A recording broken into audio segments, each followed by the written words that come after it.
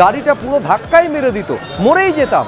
আমার গাড়ির চালক বুদ্ধি করে ব্রেক কষেন, ড্যাশবোর্ডে লেগে মাথায় চোট পেয়েছি। অনেকে অনেক সময় অন্যের গাড়ি অপব্যবহার করে, পুলিশ দেখছে। মাথায় চোট নিয়ে রাজভবনে এসে বললেন মুখ্যমন্ত্রী। খারাপ আবহাওয়ার কারণে কপ্টারের বদলে সড়ক পথে ফেরার সময় এই বিপত্তি ঘটে।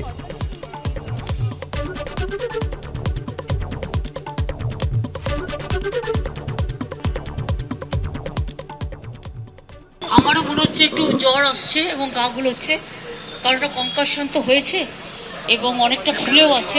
আমি জানি না, একটা কোনো গাড়ি আমরা দেখতে পাইনি, গাড়িটা কি আমরা বেরোচ্ছিলাম, ধরো আমরা একটা গলি দিয়ে বেরোচ্ছি তো, আর ওই গাড়িটা প্রায় 200 স্পিডে যাচ্ছিল।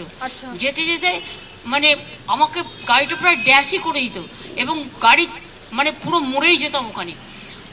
আমার যে ড্রাইভার ছিল পুলিশের, আমার যে ড্রাইভ করছিল সে, কারণ আমাদের তো হেলিকপ্টারে আসার কথা ছিল, আমরা আসিনি ওয়েদারের জন্য, ও সঙ্গে সঙ্গে ব্রেকটা কষে এবং বুদ্ধিমানের কাজ করে ব্রেকটা কেসেছে।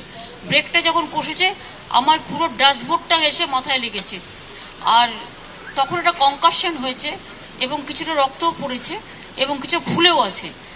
এখন যেমন সারা মাথাটায় পেন হচ্ছে, তাই নিয়ে আমি কাজ করে গেলাম। এখন কথা হচ্ছে যে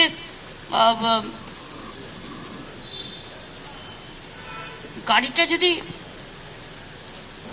কাঁচটা খোলা ছিল আমার, কারণ আমি পাবলিক মিট করতে করতে আসি যখন লোক দাঁড়িয়ে থাকে, কাঁচটা যদি বন্ধ থাকতো তাহলে ওই ড্যাশবোর্ডটা কাঁচ শুদ্ধ পুরো আমার সারা শরীরে যুক্ত হয়ে যেত এবং গাড়িটা কিন্তু চুরমার হয়ে যেত। ওই ব্রেকটা কেসেছিল বলে কোনো রকম 1 সেকেন্ডের জন্য হয়তো বলতে পারো মানুষের আশীর্বাদে বেঁচেছি। এখন আমার মাথাটা ভীষণ টনটন করছে, যন্ত্রণাও করছে, আমি ওষুধ খেয়েছি কিন্তু আমার ভীষণ ঠান্ডা লাগছে এবং গা বমি করছে, তাই আমি একটু বাড়ি যাচ্ছি। হসপিটাল যাওয়ার হসপিটাল আমি যাচ্ছি। কোনো প্রশাসনিক না, গাড়িটাকে চিহ্নিত করা গেছে দিদি? গাড়িকে চিহ্নিত বা কার গাড়ি, এগুলো দেখো অনেকে অনেক সময় মিসইউজও করে কারো গাড়ি বলে। এগুলো তোমরা তো দেখেছো বিএসএফ এর ড্রেস পরে আমার বাড়ি চলে গেছিল। আমার মনে হয় এটা পুলিশ ইনভেস্টিগেশন করুক, মানে law will take its own course. Police investigation করে দেখুক, আমি এক্ষুনি কোনো কথা বলতে চাই না। একটু দেরি হলে ওনার প্রাণের ভয়, উনি নিজে পুলিশ মন্ত্রী, শাসনের দায়িত্ব ওনার, তার গাড়িতে যদি ধাক্কা মারতে আসে হাইওয়ে, তাহলে কাকে কমপ্লেন করবেন উনি? ওনার ভয় মানে এটা ভালো নয় জিনিসটা, কেন সব জায়গায় মৃত্যু ভয় আছে? আর যদি সত্যি সত্যি ঘটনা হয়ে থাকে তার দায়িত্ব নিতে হবে।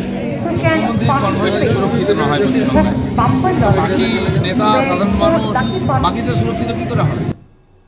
রাহুলের জোট বার্তা খারিজ, বাংলায় একলা চলর ডাক মমতা বন্দ্যোপাধ্যায়ের। ফের কংগ্রেস প্রসঙ্গে বিস্ফোরক মমতা বন্দ্যোপাধ্যায়। বাংলার ব্যাপারে কংগ্রেসের সঙ্গে কোনো সম্পর্ক নেই, আমার প্রস্তাব প্রথম দিনই প্রত্যাখ্যান করেছে। বাংলায় যে আসছে ইন্ডিয়ার জোটসঙ্গী হিসাবে আমাদের জানায়নি, কারোর সঙ্গে আমার কোনো সম্পর্ক নেই। সর্বভারতীয় ক্ষেত্রে ভোটের পর সিদ্ধান্ত নেব। 300টি আসনে কংগ্রেস একা লড়াই করুক, সেখানে আঞ্চলিক দলগুলি হস্তক্ষেপ করবে না। বাকি আসনে যদি হস্তক্ষেপ করে তাহলে আমরা বুঝে নেব। হুঙ্কার তৃণমূল নেত্রী মমতা বন্দ্যোপাধ্যায়ের।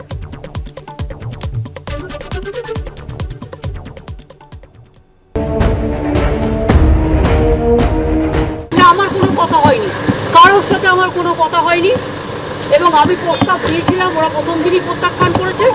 তখন থেকে আমাদের দল সিদ্ধান্ত নিয়েছে আমরা বাংলায় একা চলবো। ইভেন ওরা যে আজ থেকে র্যালি করেছে, আমাদের একবার অ্যাজ এ ম্যাটার অফ কার্সি আমি ইন্ডিয়ান অ্যালায়েন্স আমাকে একবার জানিয়েছে দিদি আপনার রাজ্যে যাচ্ছি, না জানাইনি। সুতরাং আমার সাথে কোনো সম্পর্ক নেই বাংলার ব্যাপারে। অল ইন্ডিয়ায় কী করবো না করবো আপনার ইলেকশন ভাববো। আমরা সেকুলার পার্টি, আমরা বিজেপিকে হারানোর জন্য যা করার করবো, কিন্তু এখন কোনো চর্চা নেই, মিথ্যে কথা, অ্যাবসলিউটলি রং।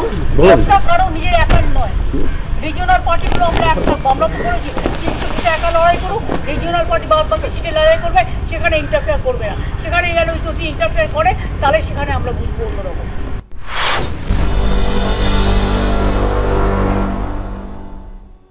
এ তো বিজেপির সঙ্গে সেটিং,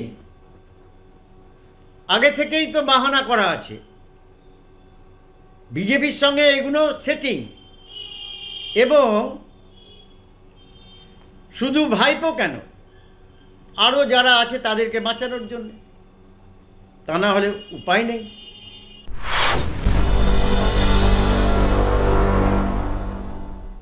আমরা কিন্তু দীর্ঘদিন ধরে বলে আসছি যে সর্বভারতীয় কংগ্রেস এআইসিসির এই দ্বিমুখী যে পদক্ষেপ দ্বিচারিতা, তার জন্য ক্রমশ জলটা ঘোলা হচ্ছে।